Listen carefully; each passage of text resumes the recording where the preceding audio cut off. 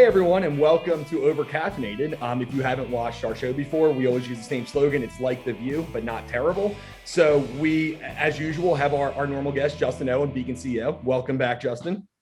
Thanks for keeping me on. I haven't been kicked off. I don't have a choice. You pay me. So, but on top of that, we also have a really, really special guest.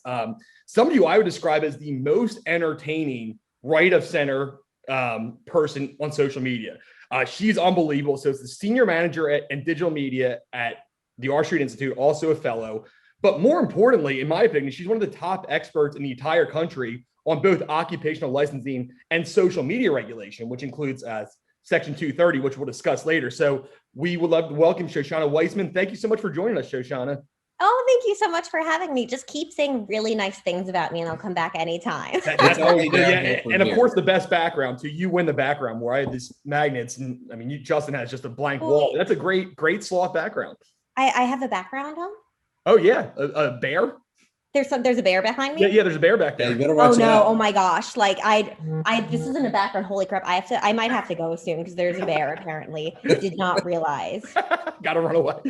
Well, hopefully he'll calm down until we're done the show. So let's start with, we always talk about coffee. Shoshana, you're a coffee drinker too. So we're gonna start out with you. What are you drinking today? And tell us kind of your favorite type of coffee. So here is my mangled R Street mug. It's mangled because I keep putting it through the dishwasher. It's not supposed to go in the dishwasher, but I'm lazy. And I put stuff in the dishwasher like multiple times until it's clean. And if it's never clean, it's just never coming out of the dishwasher. So this mug is one of those mugs. I think it's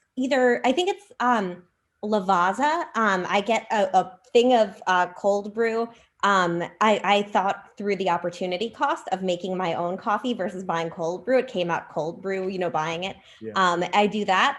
My body's falling apart, which is fine, but it means that cold brew just sits better with me than like regular coffee. So I do that. And then I'm going to get worse. It only gets worse. I have pea milk with it. Like it's made with pea milk? Yeah. It's really good. I'm very picky about alternative milks. Like soy milk never tasted the best to me. I could do it. Almond milk and cashew milk is what I was relying on, but I found pea milk and I like work out crazy. So the protein in it is just fantastic. It's really creamy. And like, I love this combo. I actually don't ever buy coffee unless like I'm meeting someone for coffee. Like I just love this combo. It's perfect. Wow, pea milk. I thought that's what I would do to somebody who I dislike kind of when they're not looking in their coffee. But that's a different type of pea, I guess. So different kind of pea. I do that too, just not. Justin, what are you drinking today? You actually have the label with you too. What are you drinking? Yeah, I'm actually drinking tea because it's afternoon. I like tea more. And then we went to Charleston recently and got this Earl Grey. It's called Oliver Pluff and Company, if you want to support Beacon's efforts. And then I'm drinking out of my Sue Zoldak mug. So this could be sponsored by Sue Zoldak if she's watching. So just my little shill for trying to raise some money right now. Well, so you are both drinking kind of classy stuff. I have the Bones Coffee Cinnabon with the Sin thing, but it's a pretty cool. It's very good. Mark always drinks the crappiest like flavored coffee in the world. It's awful. But when you make it feels like you're at a Cinnabon, which is awesome. I love flavored coffee. Oh, there we go. You're the first person who agrees with me on that. Oh yeah, I love it. But it has to be, I'm into very specific flavors. I'm not a cinnamon person, but I love blueberry coffee. I grew up going to Maine all the time and they have like wild blueberries. So I had first tried it up there. And then all around the country at Dunkin's, they have it. So whenever I'm flying, I'll treat myself to a blueberry syruped coffee. I never have sugar. I also have insulin resistance. I'm just going to keep listing diseases I have over the course of this. I have many, so I can like tie a lot of jokes into it. Like when I don't want to see people, I'm like, oh, sorry, it's my fibromyalgia. Like, I just can't. I have fibromyalgia. And nobody knows what it is. They ask any more questions. Like, okay, I believe you. Yeah. No one's going to be like, well, like, is it that bad today? Like, you can't ask that. You're like, oh, she has fibromyalgia. But, You are officially my new favorite guest because blueberry coffee is also my favorite. And Justin, this is me all the time. I love blueberry coffee. There's literally only two people in the world that like blueberry coffee, and they can't be on this show at the same time. There's three, my dad too, but aside from us, I think you're right. I don't know why there's enough people who buy this. Like I've never heard anyone else get this. I appreciate Duncan, who could also sponsor me and this podcast, but like I don't understand who else buys it, and I'm glad they have it always for me, but I just don't know. I buy it every time I can. So I think that's great. Justin has the same view on Nickelback too. He was surprised other people like Nickelback other than me, but the guests nobody does. and you keep being proven wrong. Well, not no on that one. Okay, so let's get into serious discussions here, and we're going to talk about one of the key issues that Shoshana, you're an expert on, but it's being discussed specifically on the right now. Especially as things have come to light with kind of Facebook maybe blocking or censoring a lot of posts about maybe the virus coming from a lab, and now it looks like maybe it may have, maybe it might not have. But the question is kind of for both of you: one, is it a problem that social media companies are potentially censoring kind of right of center views? Is that something you think is an issue? And two, I think you both actually agree on this. Is repealing Section 230 the solution to that issue? And Shoshana, I know that you're kind of an expert, so I'll have you kind of explain generally what Section 230 is for those who don't know first. Okay, so Section 230 at the top level is you're not liable for other people's stuff. So if you tweet something, you're still liable, just like you would be if you did that thing anywhere else. Twitter's not liable because Twitter didn't create the thing. Why should it be liable for something it didn't create?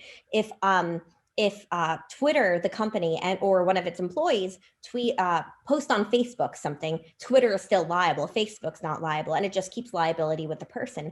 And that's a good thing because we one personal responsibility. Two, it's insane to make someone liable for some random guy's stuff that he never even saw. And even if he saw it, how do you know if it's illegal? That stuff goes to court all the time. So there's so many different levels of why it's difficult. If you have a problem with the legal right of companies to moderate, your problem is not with Section 230, it's with the First Amendment. So you hate the First Amendment, and like, that's cool, but like, you have to admit you hate the First Amendment. Like, 230 doesn't protect that. It just protects liability from stuff that companies never see. One level down from there, mentioning the COVID stuff. So it's really funny because some people have said, oh, well, Twitter got COVID stuff wrong.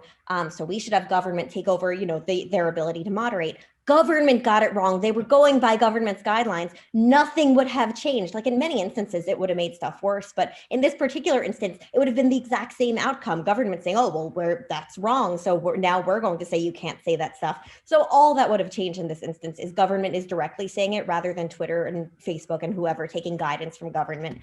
And furthermore, like, government control of speech doesn't benefit conservatives from a purely like, let's weigh this out, guys standpoint. Like, it's going to favor government. It's going to favor liberals most of the time. And right now, the entire federal government is controlled by liberals, which is fine. But like, conservatives fighting to be like, oh, make them control our speech. What the heck are they doing? Like, even just from a pure, like, this is right in front of us standpoint, it's ridiculous. So, I don't think companies make the right decisions all the time. I disagree with them plenty, but some of the problems are also overstated. Like, there's a hearing where one congressman was like, why do all my emails go to spam? And it's like, your consultants are bad. Like, Google doesn't really moderate. Like, if a lot of people mark something as spam, for everyone, it'll eventually go to spam. And that's what happened. So, when politicians don't really understand the problem, when it's a matter of free speech and personal responsibility, like, I don't love how everything always is, but the alternatives are so much worse. So that's my view. And one more question. What is the biggest misconception you've heard about 230 because obviously conservatives are maybe rightly upset about them being they feel like they're being censored. What is the biggest misconception of saying people, oh, we need to repeal 230 that they don't really quite understand? The moderator's dilemma. So the way 230 actually started from Democrat Ron Wyden, who's still in Senate, and then at the time, Congressman Chris Cox, who was a Republican. They were like buddies and did bipartisan stuff together. I actually once sent Chris Cox a message being like, I really like your law. Thank you so much. And I'm libertarian. I don't usually like laws a lot. So that's like a big deal coming from me. Like, wow, you did one right. But they started it because there was this case. Prodigy, which was like a very, very, very early platform, was being sued in the 90s by the Wolf of Wall Street. I'm not even kidding, like by the Wolf of Wall Street, because someone said something mean about them, and it could have, I guess, amounted to libel if it were incorrect. It ended up being true. The stuff he was saying about them was ultimately true. But the Wolf of Wall Street sued Prodigy, saying, hey, we don't want money. We just want you to take this down. And the reason the court sided with the Wolf of Wall Street was because they said, hey, you moderate, you try to keep this family friendly. This one thing on your entire platform isn't family friendly. So while they were trying to protect users, they like missed one piece of content and were punished for that. So if they didn't try to protect users at all, they would have been fine. That's not a good dynamic. It's not good to be able to say like, let whatever happens on your platform happen, let anyone be harmed in any way. And there is real harm that can happen. Like I deal with a lot of stalkers, it's fine, but I deal with a lot of stalkers, and these platforms are pretty good about like banning them or at least letting me block them. There's real things that I can do there. Even if it's not perfect, it's a lot better than me being like, oh, I guess I'm just gonna have to deal with this for the rest of my life and like not have any recourse. And if they chose not to, I just probably wouldn't be on the platform. I'd be like, this isn't worth it because this is so much. And then other people would leave and they'd be like, this is a bad business model. But incentivizing companies not to protect users is really, really dumb. So Wyden and Cox were like, hey, this is bad. Like, how about we, put in a law that says if you moderate, you're not assumed to have knowledge of everything or knowledge of the legality of every single thing on the platform, so they can moderate as they see fit. So without 230, what it's going to look like for conservatives, one, our speech gets buried because it's spam and just bad content and like porn and just other stuff that you'd have to sift through. I used to get so many scam and spam DMs, and I'd mess with the scammers and the spammers, but I get so few these days because Twitter's upped its game on the algorithms to get rid of them, which is sad because I like messing with them. And now sometimes I'll start and then they're deleted. I'm like, man, I was onto something here. But it's a really good system. But without that, your message gets lost. And then if they over moderate, so everything is just sterile on the platform, moderators do tend to lean liberal. So even if they don't mean bias, they're just going to be more comfortable with liberal content. If something's a little out there on the liberal side, they'll be like, okay, I know what they're trying to say. This is fine. I'm not worried about us hosting this. But on the other side, if it's conservative and they just don't really know what it means, they're not going to feel as comfortable and they'll be more apt to take it down. So there's no winning for conservatives if we get rid of 230. It's not going to help anyone. And that's why a newer platform called MeWe, which is big on protecting privacy, their CEO wrote a Wall Street Journal op-ed saying like, no, like I need 230. I cannot function without 230. So again, as a libertarian who generally doesn't like laws, this is a really good one. And it allows for freedom. It allows for experimentation in all different models. And it's something we should be encouraging. Great. And then, so Justin, you're a lawyer. Do you understand why? On TV. Yeah, that's right. He plays on TV. But you do understand conservatives' concern about this and why they're upset about this? And do you think 230 is a good idea? Yeah, definitely understand the concerns with people being censored on social media platforms, and those tend to be more conservatives that get censored in ways that liberals don't. And so I think some of the frustrations are warranted. But like so many things, this is not the solution to it. And we've talked about, breaking up big tech and the antitrust approach is not the best solution to this and has its own flaws, as does the repeal of 230, because, Shoshana did a great job laying out the case for the various reasons why it will wind up punishing conservatives more than they're punished now as a result, that unintended consequence that you're essentially giving people that disagree with you the ability to moderate you even more. And so I think that it's short-sighted to think that this is the right solution. And then she mentioned it briefly, the small guys are going to lose in this situation. You're going to actually suppress innovation and make it harder for competition to exist, which is only going to make Facebook and Twitter more powerful. And so if you think about the long-term consequences, this is really a Band-Aid on the problem, and it's a bad one at that, because it really has significant long-term ramifications. And so when we look at solutions to this, maybe it's not a government solution, maybe it's a cultural solution at how we communicate with each other on social media, how we respect each other's viewpoints. That's far more cultural change than it is government passing a law forcing us to change how we communicate with one another. So I think a lot of work needs to go into it, but I don't think that what work needs to go into it exists in Washington, D.C. Well, I think it's a great explanation from both of you. I think 230 is a very complicated issue that even I'm like, well, this is way too over my head. So I think that the explanations were great. And I'm sure some people will disagree, but at least it's good to hear that other side of that. So let's move on to the COVID shutdowns and kind of what they did. So our esteemed researcher, Ron Schultes, is almost done with the new report, which compared two states that pretty much shut all the way down, which is Michigan and Kentucky. And they compare them to Tennessee, where we live, and Georgia, which are kind of states that stayed open. They said, oh, there's no such thing as non-essential. We're going to let you stay open. And the results were pretty shocking, I think. So the takeaways were that the deaths were essentially exactly the same in all four states. and that the number of cases were almost identical, with actually Michigan having the highest number, even though that was the case. But the economic numbers, which when we say economic, we don't just mean this idea of, oh, there's more money for millionaires. We mean people didn't lose their jobs. The unemployment rate went down. So if you look at that, Kentucky lost over 3 times the amount of jobs per people, and Michigan lost over 4 times the amount of jobs per million people, compared to both Georgia and Tennessee, and had higher drops in labor participation, and their GDP drops were crazy. So my question is, why aren't we talking more about this? I mean, we talk so much about, oh, this is health and safety, but now looking back, it's hard to argue that the Republican governors, for the most part, were right about this, and a lot of the Democratic governors were wrong. So what do we say about the fact that these states have failed their constituents? So Shoshana, I'll start with you. Like, does this make you mad, or is it just something I'm mad about?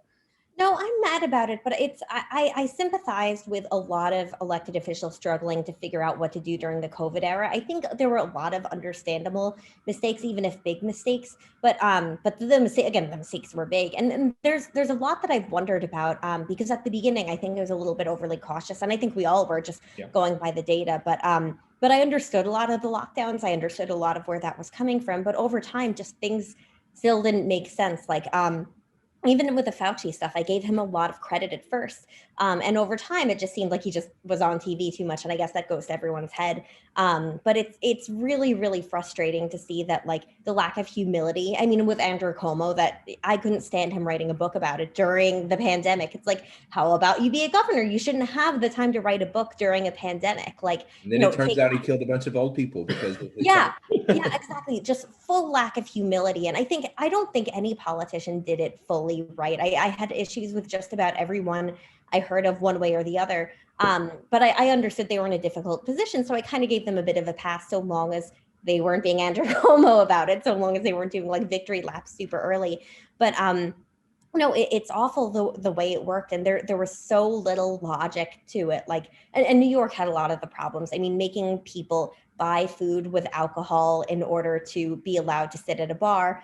And, if they don't want people standing at a bar, they could have said that and like said, hey, you're not allowed to do this, but not like, oh, you must buy food that people are going to throw away. Like the whole thing made no sense. I think there was just a lot of nonsense all around. And I want us to learn from this. And I want us to learn about better emergency power management through this, because I think some states did it right and plenty didn't. But I guess the other thing that really bothered me was how unprepared we were from the start for an emergency. I know that having one at a national scale where every state is facing really big issues is different, but the fact that we don't have a list of like, hey, in this kind of emergency, we suspend these regulations, and in this kind of emergency, we do this, that there was no plan in like any state, or at least no developed plan, kind of blew my mind. Like, no one was prepared for this. No one was like, in a medical emergency, and a virus is not that outlandish. Like, that's a thing that has happened. Like, we've gone through little versions of this with like H1N1 and stuff.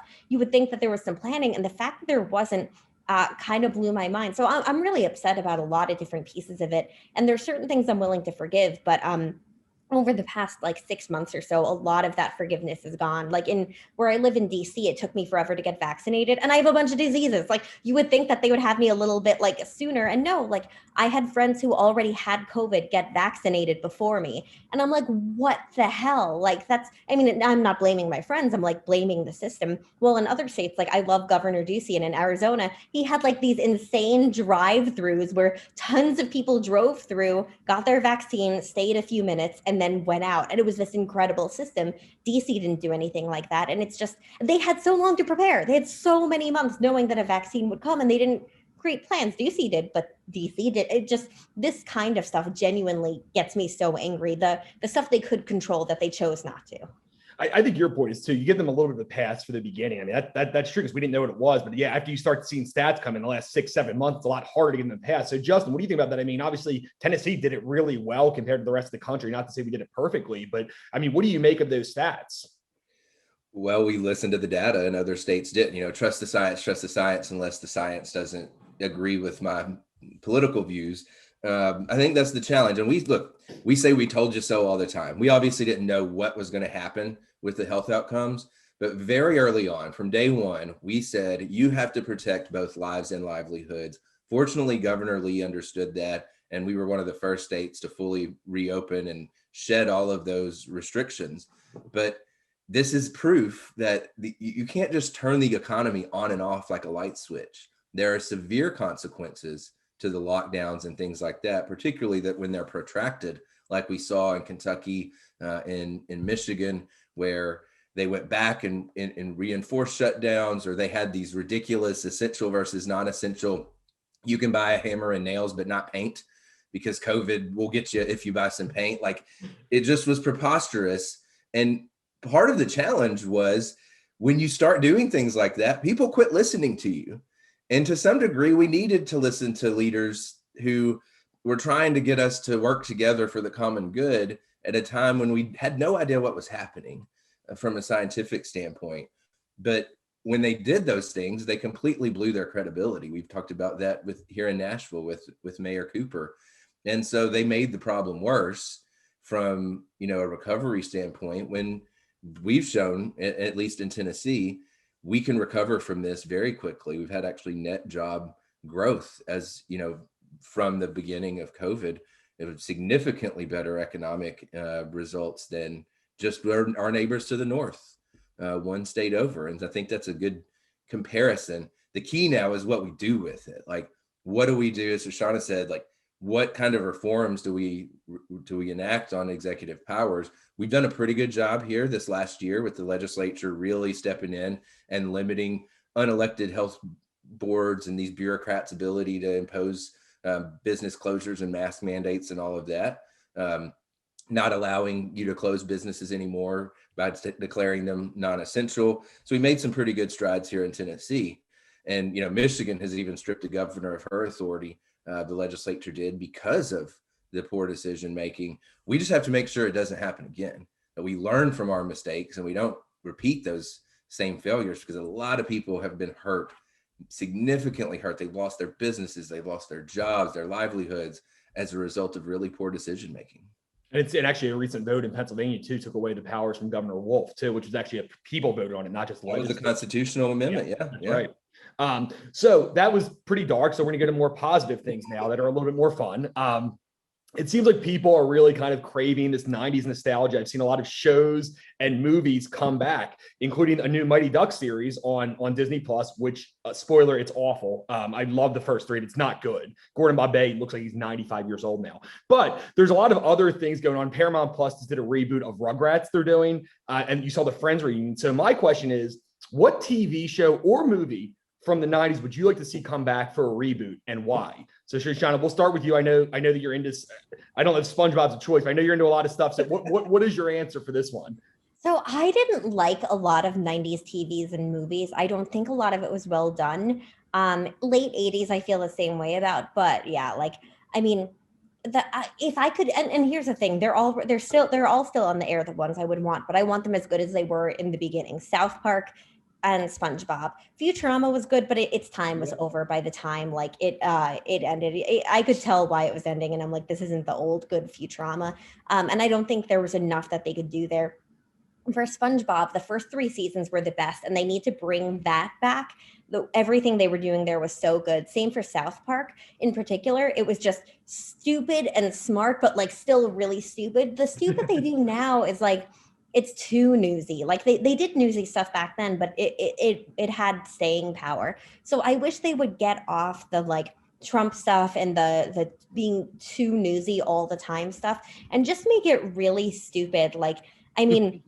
The brown noise, that was a classic. And doing more stuff along those lines, I think is exactly what I would need. And it's frustrating because you watch South Park as it goes along, and it's this is too newsy, and it's too you're trying to do social commentary, and you do it well when they're being really, really stupid, but when they try to lecture too much, it's not as good. So I want it to be really stupid. And worse quality, the better quality cartoon of South Park is just not as good. It's it was good because it was construction paper. I want that back.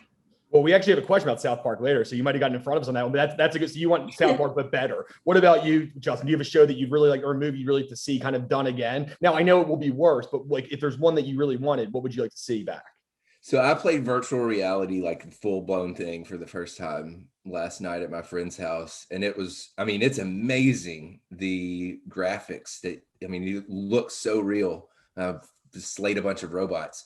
But I think like because of that increase in technology and VR, like Jurassic Park would be really cool to see. I mean, when you watch it, it's just so corny because it's so terrible. It was a great movie, but like the graphic, like the CGI is just so bad. To see that in like modern day in like 3D or something, I think would be really cool. Now, have you seen the latest one with Chris Pratt, or has that been? No, I don't, I tend to not like, there's like 72 Fast and Furious movies now, like if you go beyond like a second, one sequel, you kind of jump the shark to me. Well, I think Rocky would disagree, but otherwise, most people agree with you. Well, Rock, okay, Yeah. there are. This isn't, I will give you every that. once in a while, but so you like to see kind of a new series where they just use that stuff. Well, this is the thing that I disagree with you both the most on, but you both like hiking a lot. My idea of hiking is going up to Live Oak and watching the Jazz game, getting some drinks up the street. But you guys hike for real. I thought it was that you hate vegetables. And hey, I've been eating Brussels sprouts, so things have been going good for me. I know I'm very classy now, as you can tell. But I want to hear about your hikes. I just went to Park City last week and it was beautiful. And I stayed at like the nicest hotel I've ever stayed at, but I kind of looked down, I'm like, I kind of get it. Maybe, I mean, probably I don't want to go as far as them, but like, it's so pretty there. And when the weather's good, I understand the hiking thing. So give our viewers, if you have to go to one hike, kind of like one hike that you've been on, and you give somebody else an advice of a hike to go on before they die, which one would you pick? So Shoshana, we'll start with you. What was your favorite hike that you've ever gone on? Oh my gosh, it's hard to say. It's really hard to say. Like Park City is one of my favorite areas. I actually prefer the other side, closer to Big and Little Cottonwood Canyon. I'm obsessed with Salt Lake. When I went there for the first time, I'm like, this is it. I'm in love. Like I want to die here. Like it's amazing. Like I love it.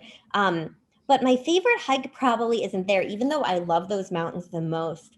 Ooh, it's difficult. I've done a lot of different places, and I think my favorite hike would probably be in Glacier National Park, Swift Current Peak. It was about 14 miles, over 4,000 foot gain. I think it was 4,300 foot gain. And it's incredible the whole way through. You get all different kinds of views. And at the top, it's really something else. I almost got blown off the mountain. I actually had to crouch down and was close to weighing down my backpack with rocks because I'm like, this is going to kill me. I got up there. Also, I was in shorts and it was like 40 degrees with the wind. So I'm like, well, this wasn't a great idea.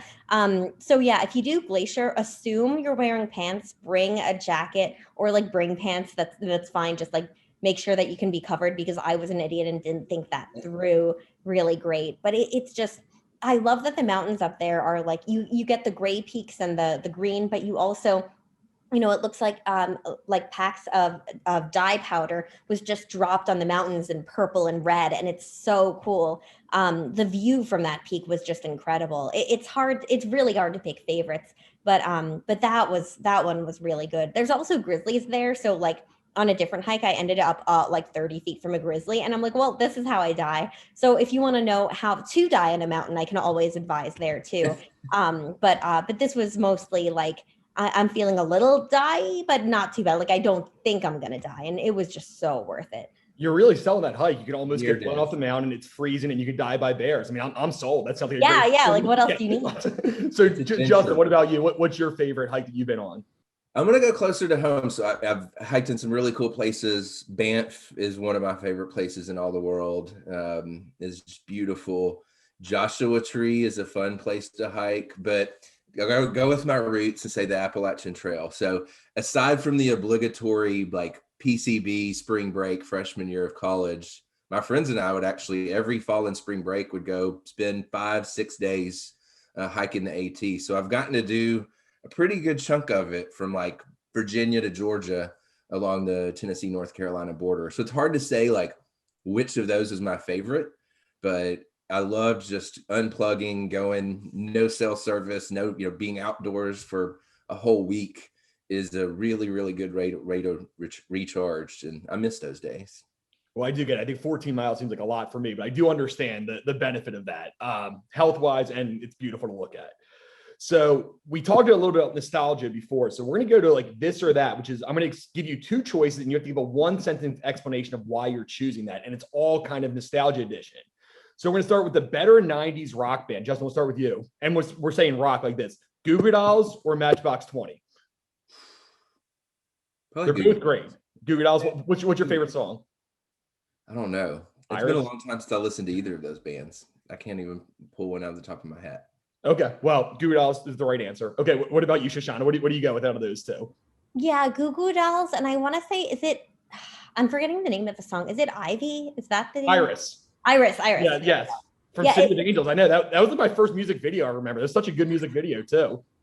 Yeah, I like them. I like them. They're on my playlist, so they come up sometimes. Oh, there you go. So to Shoshana's earlier point, better animated series, The Simpsons or South Park. So Shoshana, we'll start with you on this one. I think South Park. I mean, The Simpsons was great, but like South Park was really great from the start.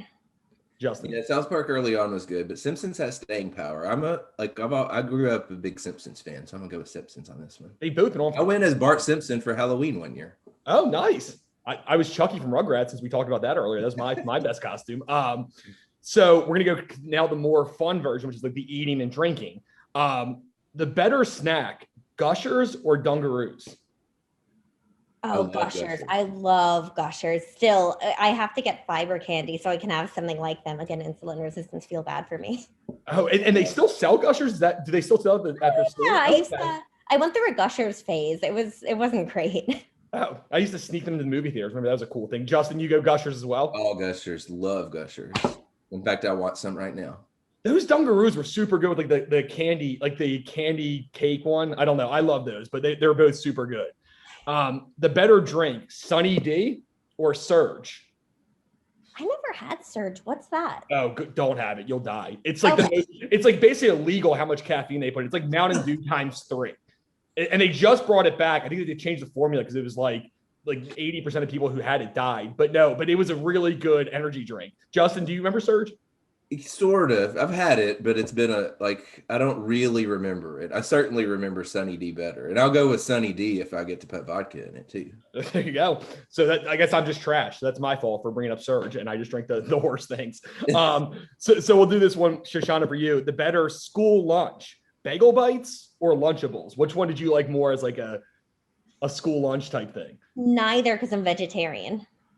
Well, they had don't they have the ones that are just little cheese pizzas, like cheese bagel bites? I can't do cheese because cheese is often made from animal products using the rennet or enzymes from animals. So yeah, I grew up deprived. So I just tried to be vegan for like 6 days because and it was the hardest thing I've ever done in my life. So good for you. Vegetarians, but like you are a hero of mine if you can do that. Justin, what about you? I'm going to go with the rectangle pizza. Did y'all have that at your school? Oh, yeah. Big sheets of pizza. I actually liked that pizza. Oh, that was gross. I don't know. We got pretty good. You're disgusting. That's terrible. Oh my gosh. That's like what you hear in trash now. Wow. And I thought I had terrible taste. That's something. Okay. And the last one is cereal. Cookie Crisp or Rice Krispie Treat cereal. I don't know if you could have that or not, Shoshana, but they were. I wasn't allowed to have either because my parents were hippies and didn't let me have candy or like good stuff that much. So I grew up on I'm not even kidding. When I was a kid, my mom made me have granola and water. It's disgusting. Wow. Justin, what about you? I don't like either of those, really. I mean, well, what do you go with the cereal then? I'll let you pick any 90s cereal. What's your favorite? Fruity Pebbles, hands down. Oh yeah, I love. That's a great choice. Okay, I wanted to insult you, but that's the best thing you could have said. So that is good. I redeemed myself. Yeah, big time. It's funny that like Shoshana's parents were hippies. I feel like I had the opposite. Like my dad wouldn't let me watch Captain Planet because it was too like environmentally whatever. I don't know. So we kind of very different upbringings. So funny. So indoctrinating you. Yeah, no. He's like I don't want that environmental like garbage. Like so. I mean, it was very, and I still never watched it. My friends thought it was cool though. So we're almost done here, but before we go, Sean, I want to talk to you a little about kind of like what you've done in your career. And one of the coolest things is that you made such an impact when it comes to occupational licensing, which is something that not a lot of people understand how important that is. And I think you're probably the most like effective advocate of that in the whole country when it comes to doing that. And you have, Democrats, Republicans all saying, thank you for your advice. I saw the mayor of Oklahoma City just said something recently to you, thanking you for that. So tell me like how you became interested, why this became such a passion for you. It's funny. I grew up like being into free markets and stuff, and like I was more socially conservative. But over the years, like I just started really getting into this. I've also always been a Constitution nerd. So the way I got into it was when I was 20, I went to the Federalist Society convention. Because I've been a member since I was 16, like a normal, kid. Like my Did not know parents. that was. Yeah, my parents are like aggressively middle class. It's not like they were lawyers. I was just like, oh, this looks fun. So I went, and I always loved FedSoc because I could go and learn. And I met Randy Barnett. He's at Georgetown University, and he's one of my favorite scholars now. But when I was 20, I went to learn about the Constitution. I didn't know why we treated some rights differently than others. I didn't know what it amounted to, what the theory boiled down to. And he gave a speech basically saying, why do we treat unenumerated rights any differently? The 9th Amendment and the 14th Amendment's privileges or immunities clause both say, hey, unenumerated rights are rights, they deserve protection. And courts are like, I can't hear you. I'm just going to like protect a couple of rights that I just like randomly decide. And he was right. Like I'm really big on the theory, but one of the biggest unenumerated rights is the right to earn a living. So next I came into contact with Clark Neely. I went to one of his speeches, and he at the time was at the Institute for Justice. Now he's at Cato, and he talked about Sandy Meadows, an elderly widow who, when she died, she was in poverty because government wouldn't let her be a florist. She had never had to provide for herself before. She literally just wanted to arrange flowers. She couldn't pass the test, and the pass rate was lower than the bar exam. So all this stuff together, and we forced an elderly widow into poverty because she wasn't allowed to do the one thing she was able to and knew how to do. And that always stuck with me. Like I tell this story all the time because I think it really encapsulates the worst of licensing. And from there on, I was just obsessed. I took a class on regulations. It was one of the only classes I got an A+ in because I didn't care about the other classes, and I was very interested in regulations. That and the Constitution, James Madison on the Constitution. Those were the two ones I got an A+ in. I almost failed astronomy. I'm like, I don't care. I'm not here to learn astronomy. You all can go to hell. I probably shouldn't have done that, but I'm like, I'll learn about it later if I want to. But that got me really into it. And just over the years, seeing people still going through different troubles, learning new facets of licensing that I know stuff, and then I'm still learning, oh my gosh, we're doing this too, and we're doing this, and it drives me up a wall. So I'm just really passionate about it because I hate hurting people. I love my job, and I want everyone else to have the opportunity to do what they love. And it kills me that we stop people for no reason. So that's how I got into all of it. That's awesome. That's Justin spills his coffee over there. I know, it's my tea. And I do want to say, I was trying to be subtle about it. And no, it wasn't working. I heard that. I started trying to, at least it wasn't hot anymore. And you do such good work, Shoshana. I do want to give a little shout out to Justin and Ron too. I mean, I don't know if you saw that Representative Harshbarger just put a new bill into Congress that was based off what Justin and Ron did in Tennessee. They kind of took our Right to Work a Living Act, and that's kind of Justin's baby. So you both are kind of like two of the heroes when it comes to occupational licensing. So we do appreciate you both being here. Thank you. And It's funny, part of her stuff came from some of my work too. It's funny, I didn't know that it was yours too. So it's a combo here because I had a national affairs capler a few years ago, and one of the sections was reform licensing from within the federal government. And when she took that up and then used your guys' theory, that's the dream combo. It's a great combo. Yeah, and I saw that you wrote an op-ed. I think we have one with her going to come out next week. So I mean, it's great. Yeah, it's great but both of you are very responsible for this. So the last thing is, on Twitter, you're just super funny. You're unbelievably effective. You say whatever you want, and it's always hilarious, but also you're nice and you're kind, but you're willing to fight back at trolls, which is great. Yeah. But did you ever imagine years ago when you started when you started at this job, when you kind of just doing social media stuff, that you would have such an impact, with governors and state legislatures and mayors across the country crediting you with bills that passed? Could you ever imagine that was going to happen when you started with this? No, not at all. I mean, when I grew up, I wanted to be a senator. Once I started getting into politics, and then I met senators. I'm like, oh, I don't want this job. This is terrible. But that's where Senator Shoshana came from. It always stuck. It's been there for 14 years. But no, I wanted to do stuff behind the scenes. First, it was digital media for politicians. And then I don't know. I went to the Weekly Standard, and I really liked doing substance. I love deep, nerdy substance, and that's what I was there for. So then I joined a group called Opportunity Lives, where I was hoping, yay, more substance. Maybe I can do this. But by that point, I'd already been talking with some senators and congressmen, and it's weird.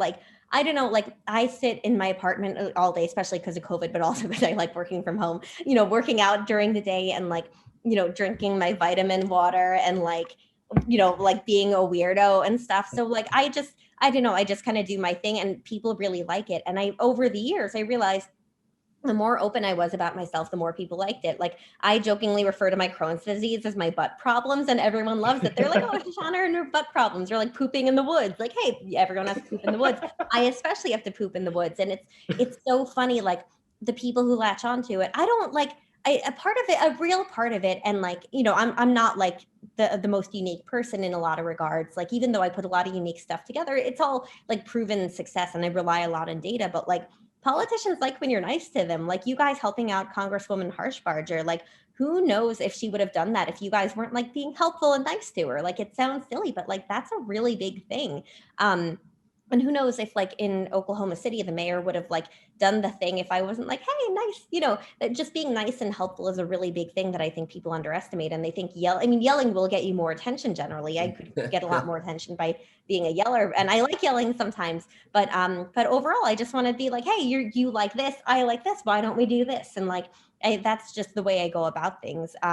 But it's just funny because I get DMs from like, high-ranking officials like laughing at my really dirty jokes. And I love it. I love it that they're just like chill people. And I think we just, it sounds hippie-ish, but we just need to be nice and chill to each other and be ourselves. And like, you can't let out everything about yourself all the time. You have to like put limits on it. Even I have limits, which I know is shocking.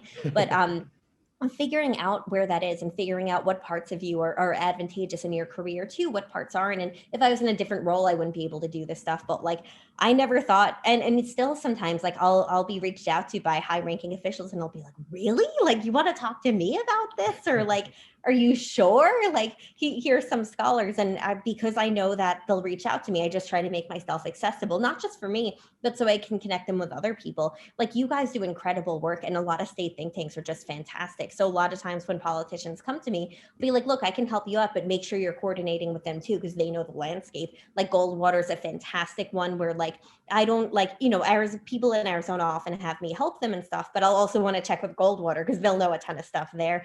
I haven't done anything on the state level in Tennessee, but if I did, like you guys would be the first ones I talk to because I'd be like, I don't want to mess stuff up. Like you guys know what's going on. But unfortunately, Tennessee officials haven't reached out to me. No, it's fine. But like, if I can ever be helpful, I'm here for you guys or for whoever else. And like, I don't know, it's just so funny to me because I really like, I just try to be honest and like have integrity and also be fun and chill. But like, I don't know, I think sometimes that's a unique thing in our field because I get it's high stress and people's egos can definitely get the best of them. And I guess it's like I've actively avoided a lot of pitfalls, not to say I'm perfect. Like I fall all the time like everyone else does, but like I think just being really, really aggressively self-aware, taking everyone's feedback seriously. And even if they're wrong, like saying, hey, when I do this, it makes like a person like that think this. Even if I'm not wrong, I should maybe rethink it so that they'll have a better reaction next time. Just thinking through that. It's a lot of stress sometimes, but like then when I see someone gets a job because it's something I did, I'm like, oh yay, like this happened,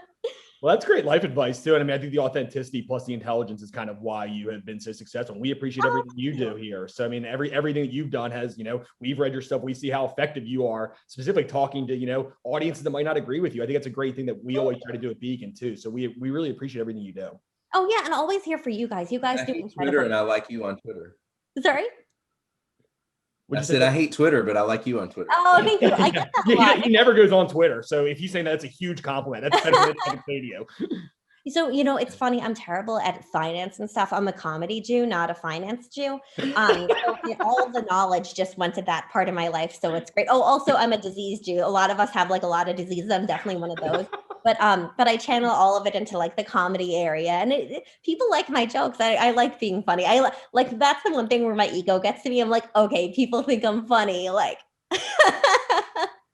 Well, there you go. Well, that's great. Well, thank you so much. I mean, this is a great 45 minutes. I think we got a lot of good life advice other than just advice on kind of policy. So thank you so much for joining us, Shoshana. We really appreciate it. And we'll be back next month with another guest.